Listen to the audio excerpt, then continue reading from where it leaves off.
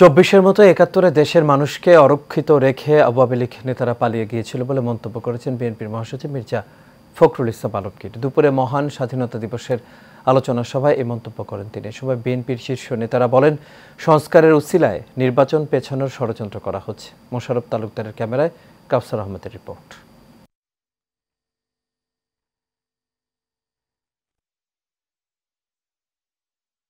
আমরা রিপোর্টের জন্য অপেক্ষা করছি।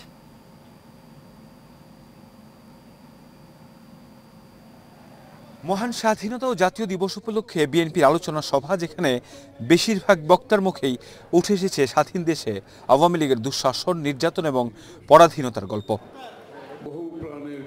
জনগণের রোষানলে দেশ থেকে পালিয়ে গেলেও এখনও বিভিন্নভাবে ষড়যন্ত্র করে যাচ্ছে বলে জানান বিএনপির শীর্ষ নেতারা। বলেন, সংস্কারের নামে নির্বাচন পেছালে দেশে বিশৃঙ্খলা তৈরি হবে।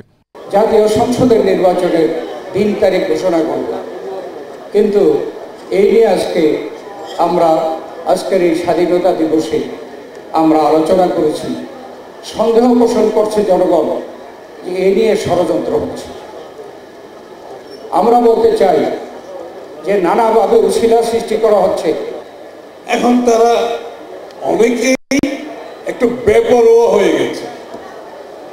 তাদের কথাবার্তা, ভাবভঙ্গি, আচার আচরণের গণতন্ত্রের প্রতিফলন আমরা দেখতে পাচ্ছি।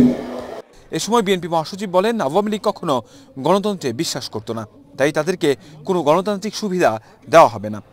যে নির্বাচনের কোনো বিকল্প নেই, কারণ নির্বাচনের মধ্য দিয়ে আমাদেরকে গণতন্ত্রে যেতে হবে। সেটাই হচ্ছে গেটওয়ে টু ডেমোক্রেসি।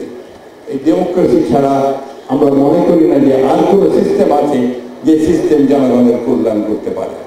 কিন্তু আজকে নতুন করে ষড়যন্ত্র শুরু হয়েছে যেন এই প্রক্রিয়া পিছিয়ে যায়, বিলম্বিত হয়, অন্য কাউকে সাহায্য করা যায়।